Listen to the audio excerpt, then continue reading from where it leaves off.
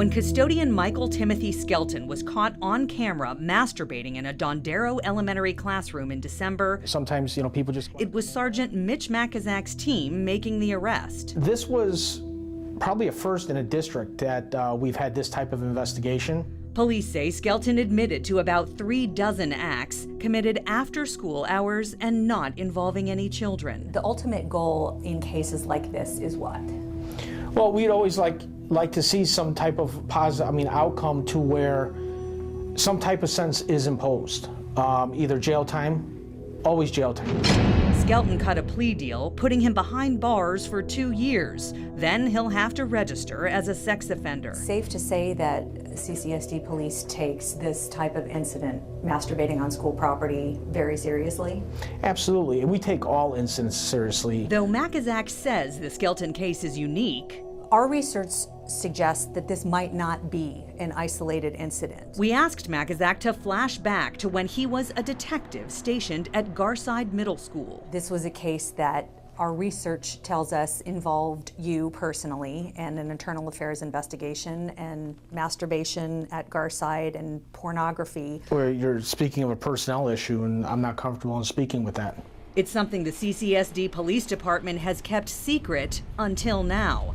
Listen to this audio recording Contact 13 obtained from a 2012 school police internal affairs investigation. That a couple of years before that, while Detective Makazak was working adult education at Garside, Art Sturdivant, who used to be one of our officers but now works for Henderson Police Department, walked into the police office at Garside and caught Makazak masturbating while watching pornography on his work computer. That's what Art Sturdivant told me, yes. Okay.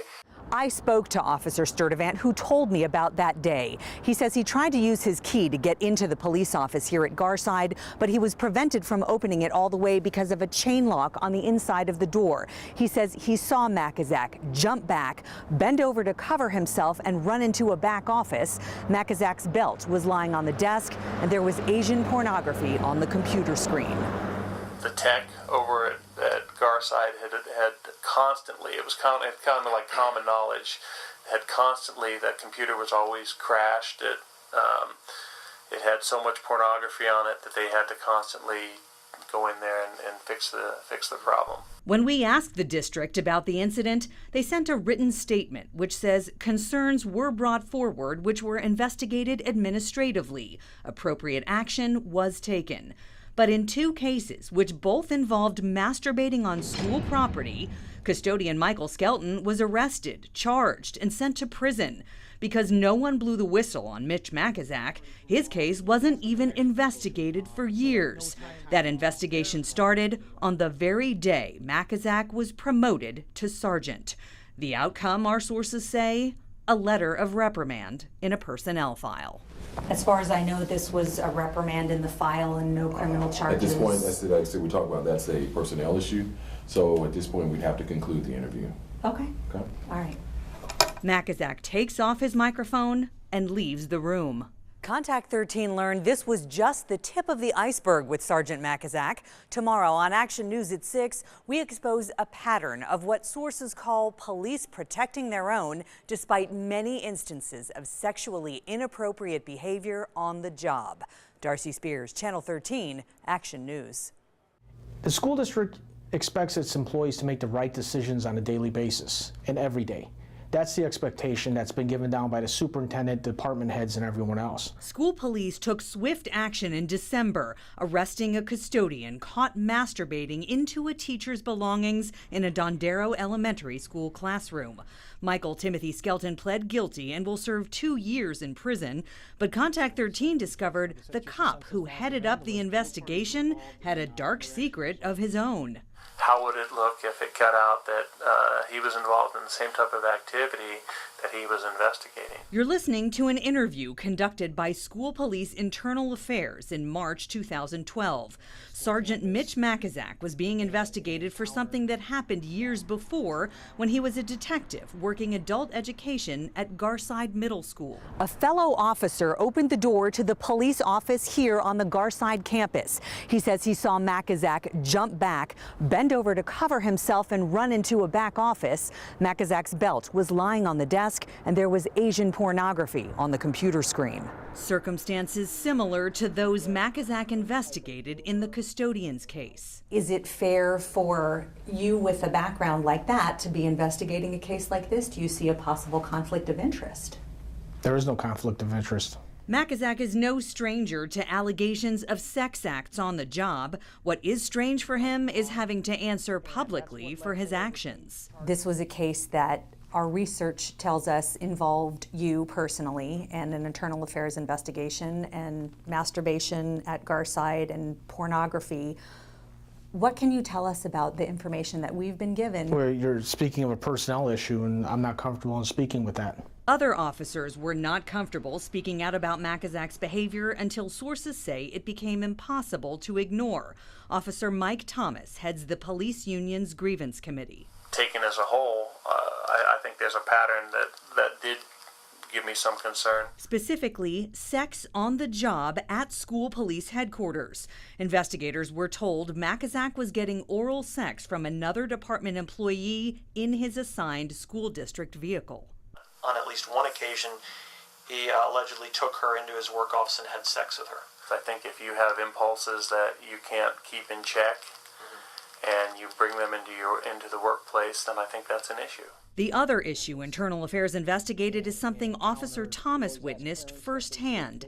December 18, 2010, the Police Officers Association Christmas party, attended by about 125 department employees and their guests.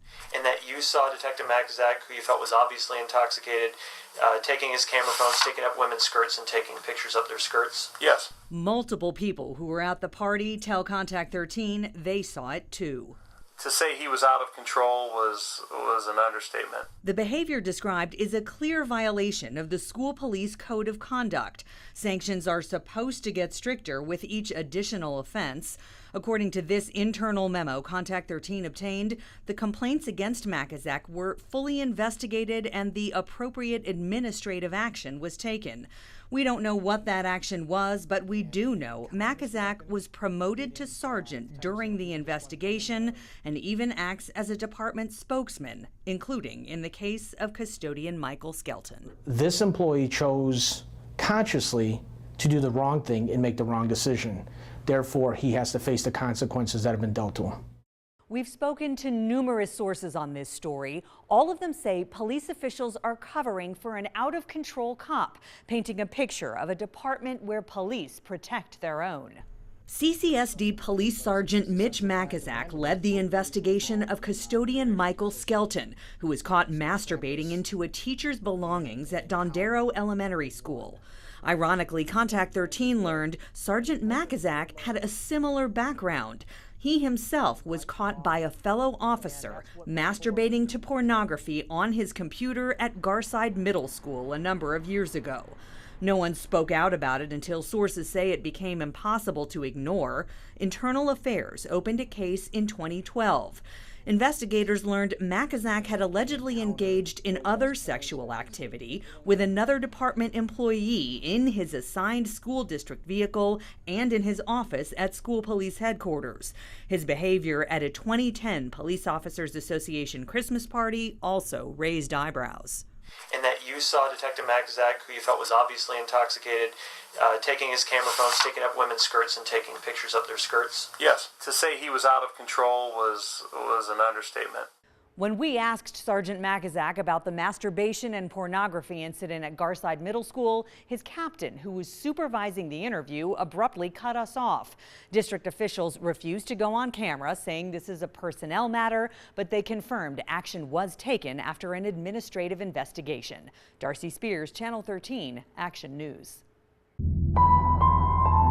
The pictures are horrific. The outcome, even more so. She was murdered. On his forearm, Frank Peterson chronicles the days 2,356. Since he and his wife lost their only child, 24-year-old UNLV honors student Angela Peterson, who was crushed to death in 2009 when 18-year-old Kevin Miranda ran a red light at Flamingo and Rainbow. The funeral director made the Petersons wait to see their daughter's body. He says, "You can't.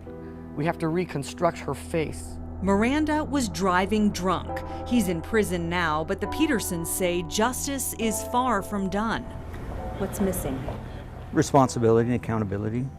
Criminal charges. Criminal charges. As far as I'm concerned, isn't it against state law to serve alcohol to minors? Before he got behind the wheel, Kevin Miranda was at a party at this house, which was then owned by a school police dispatcher.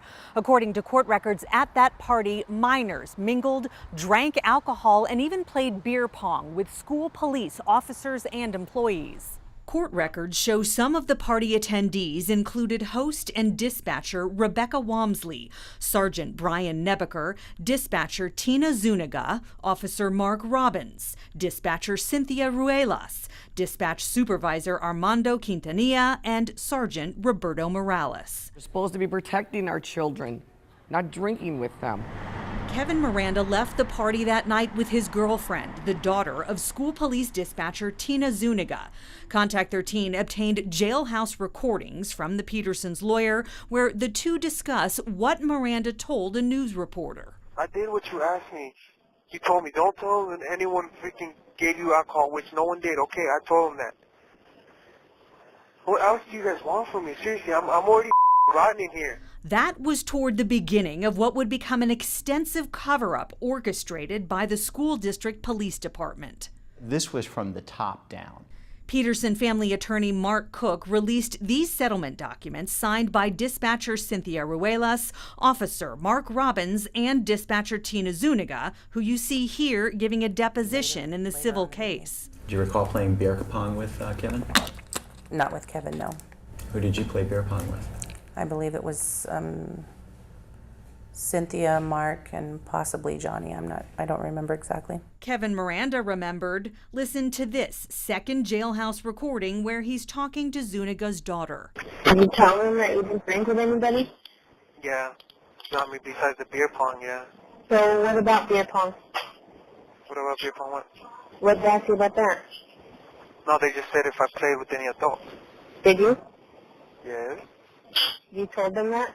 Yeah, because they have a picture of it. Well, my mom's going to go to jail now. Huh? Now my mom's going to go to jail now. For what?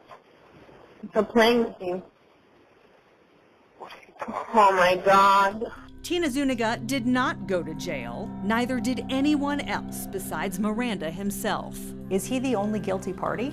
No, there's been several crimes committed here. He's just the only one that they did anything about. No one else was ever even charged with a crime. But it was covered up.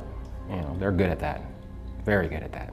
The man you just heard from is a former school police dispatcher who's breaking his silence for the first time. You're going to hear much more from him. As for the school district, no one would talk about this case on camera because they say the party was not a district event. More on that and on Metro's involvement as my special report continues tonight on Action News, live at 11. Darcy Spears, 13 Action News. I have a daughter too. She's 15, and you know, I don't know what I would do if I lost her. And I feel terrible. I still feel terrible. Angela Peterson's parents know that feeling. In 2009, they lost their only child, an honor student ready to graduate from UNLV. Her life cut short by 18-year-old Kevin Miranda, who was driving drunk when he ran a red light at Flamingo and Rainbow. This is what was left of Angela's car. Hopefully somebody will see this is horribly, horribly wrong, and will reopen this case and prosecute these people for the murder of our daughter. She was murdered. Kevin Miranda is behind bars, but the Petersons say he's far from the only one responsible for their daughter's death. Former school police dispatcher Dan Darasotis agrees. I'm not saying that these are bad people, but what they did was terrible. was inexcusable. Breaking his silence for the first time, Darasotis is talking about a group of former co-workers from the school district police department, those who created this flyer for the 2009 holiday party that started it all. It was given to everybody in the department. It was put out in our break room. School police officers, dispatchers, and about 20 underage kids all at that party. After a night of drinking and beer pong, Miranda drove and killed Angela Peterson. We were threatened. If you talk, you might as well forget about this job. Darasotis was eventually fired for an unrelated incident. He wasn't at the party, but wanted to talk to Metro after learning what went on. Would you say they made it impossible for Metro to conduct a thorough outside investigation? By all means. Court records show then Police Chief Filiberto Arroyo and then Captain James Ketsa pointed fingers at each other for dropping the ball and giving information to Metro. Whether Ketsa himself was at the party remains unclear. What is clear is that he knew what went on, but said it wasn't his call to make sure something was done about it. In Ketsa's deposition, he's asked if he told Metro about one of the dispatchers who was at the party. When you found that out, did you turn that information over to Metro? No. Why not? Because I didn't. Ketsa is now the school police chief. It sounds like the good guys turned into the bad guys. Yeah, that's true. That's absolutely true. In court records, school police dispatcher and party host Rebecca Wamsley said she wanted justice to be done, but failed to explain why she did not provide any information to the police. And Officer Mark Robbins said he was concerned he was being looked at for lying in his interview with the police. The Petersons pursued the only avenue of justice they could find in civil court. The school district spent more than $700,000 tax dollars fighting the Petersons. Last year, the district settled for $75,000 more tax dollars, denying any wrongdoing.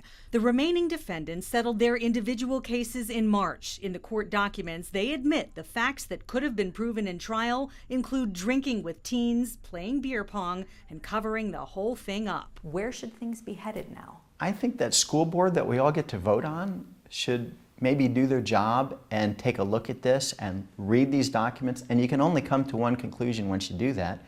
People have to get fired. All of these chairs are empty because none of the people you see pictured here would agree to go on camera, from the Board of Trustees to District Administration to the CCSD Police Department. Of the people at the party, only Cynthia Ruelas returned our call to say she's put this behind her and has no comment. We've also confirmed that Metro is not investigating. If it would have been a cop's kid that got killed that night, heads would have rolled. Though no one from the school district would go on camera, they did send emails saying they took no action because Metro did not report any concern regarding the district or its employees. Darcy Spears, 13 Action News. Internal Affairs is the part of a police force that's supposed to investigate officer misconduct and protect the department's integrity. But the man in charge of school police internal affairs is himself under fire, accused of lying, threats, and cover-up.